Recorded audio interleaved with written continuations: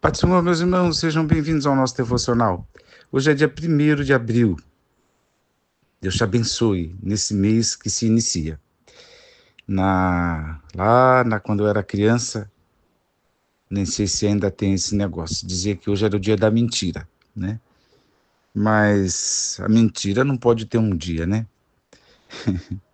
Ou, pensando melhor, se fosse só um dia que as pessoas mentissem, tava bom, né? E se mentisse também por brincadeira, tava bom. O problema é que a mentira é algo que está aí permeado, misturado nas relações humanas. E Jesus disse que o pai da mentira é o diabo.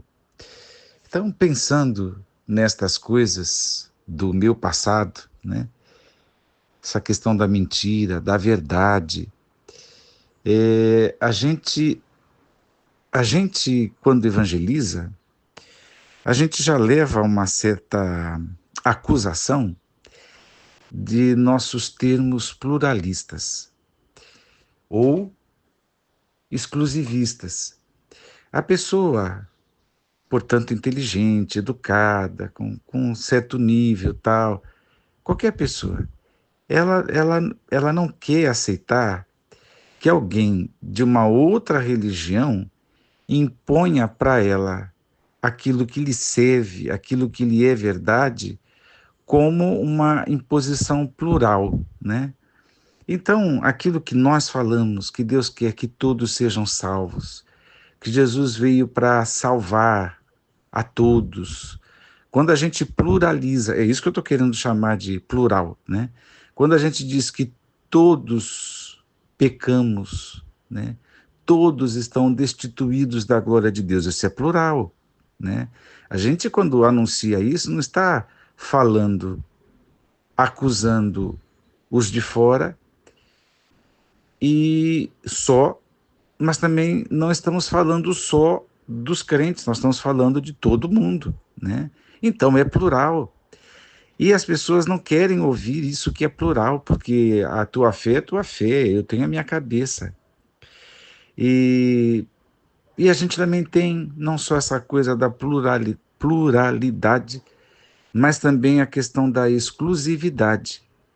Porque quando anunciamos que Jesus é o caminho, a verdade e a vida, quando anunciamos que Jesus é o mediador entre Deus e os homens, quando anunciamos que não há um outro nome dado entre os homens para qual devamos ser salvos, isso é exclusivismo. A gente está dizendo que salvação só em Jesus, né? E é muito complicado essa essa questão aos ouvidos das pessoas. Por quê? Porque não bastasse essa resistência ao que é plural no Evangelho e ao que é exclusivista no Evangelho, ainda nos esbarramos com o relativismo e os absolutos. Hoje eu estou engasgado. Então vamos ler aqui o verso. João 1,9. Todo aquele que não permanece no ensino de Cristo, mas acredita estar indo além dele, não tem Deus. Porquanto quem permanece na sã doutrina tem o Pai e também o Filho. Percebeu o plural aqui? Todo aquele. Todo aquele é todo mundo. Percebeu o exclusivismo aqui no ensino de Cristo? Não cabe nenhum outro ensino aqui.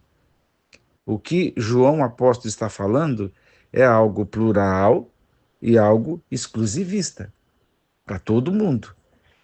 E aí, quando você conversa com as pessoas, quando você assiste a expressão cultural na dramaturgia, cinema, novela, tudo que você imaginar, você vê que as pessoas estão apregoando uma liberdade pessoal, que as pessoas estão falando de que ela livre, né? Que ela tem uma mente, uma alma, para os que acreditam ainda, né, em alma, e que ela é autodeterminada, ela se resolve, ela tem autotranscendência, ela migra para a consciência que ela quiser ter, né? Então, isso depende se faz sentido para ela, percebe? Como é uma autonomia, né? Então, se só é válido aquilo que faz sentido para ela, a verdade do outro, inclusive a verdade do evangelho do outro, né? A verdade do evangelho do evangélico, do crente, é coisa do outro. Se eu tenho essa capacidade de auto me determinar, de autotranscender, de pensar por mim mesmo, e aí, por que eu vou ficar dependendo do conhecimento da ideia do outro, principalmente quando o outro vem com esse pensamento exclusivista, vem me incluindo numa coisa que eu não quero estar incluída, não quero estar incluído, né? Quando vem pluralizando coisas, isso para eles é muito arrogante. Como é que a pessoa diz que eu não estou salvo? Como é que a pessoa diz que eu sou pecador? Que petulância é essa? De onde é que ela tirou isso? Não. Então vai se relativizando as coisas. E aí,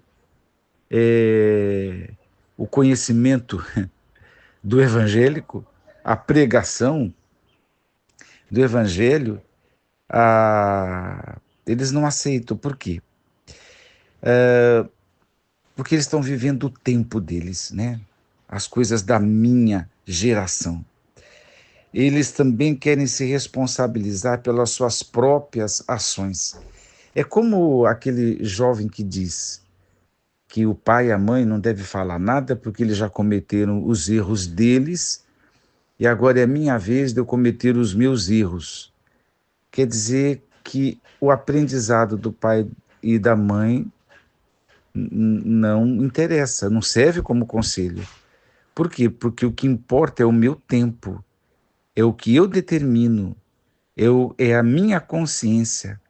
Então as pessoas querem ser autênticas, livres, as pessoas querem exercer essa liberdade de forma arbitrária, ou seja, sou eu que julgo, sou eu que decido, e é independente de qualquer coisa, de qualquer predisposição, sei lá, seja cultural, seja ancestral, coisa do passado, coisa que os pais trazem, enfim, não tem. Eu não quero estar, eles não querem estar predisposto para nenhuma influência, seja de conhecimento, hoje em dia, meus irmãos, até a ciência, que já foi tão idolatrada, até a ciência é questionada, né? Por quê? Porque as pessoas estão tão criativas, né? As pessoas também estão sendo levadas e não percebem pelas, pela ocasião, pela situação, né? Quando eu digo assim que é o que faz sentido para a pessoa, é o que convém ali na hora, na ocasião. Principalmente se deu prazer, se levou alguma vantagem, se deu algum lucro, se foi engraçado, aí é isso. Não tem verdade acima da circunstância. E aí tem muita gente naquela, deixa levar, eu vou ao encontro do que vier, eu vou me encontrando e decidindo tal, à medida que as coisas vão acontecendo. Mas esse negócio de dizer que existe uma verdade absoluta que vai me reger, não, né? E aí nós estamos aqui diante da palavra de Deus, no ensino mais geral. Os absolutos existem por causa de Deus ser o Criador e nós sermos criados, criaturas feitos à imagem de Deus. O sentido da nossa vida.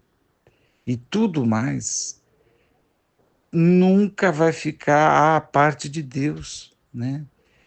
Portanto, quem quer organizar uma vida relativa, distante de Deus, de costas para Deus, desculpe eu dizer, vai ter as suas experiências, vai ter a sua, entre aspas, autonomia, porque para mim é mais escravidão do pecado do que autonomia, né?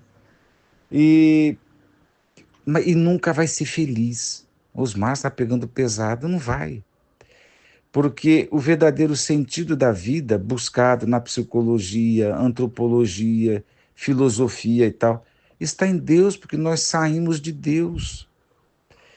E se a pessoa não aceita isso, este absoluto, que fomos feitos à imagem de Deus, ela está em trevas, entenda isso, ela não está iluminada, ela não entende.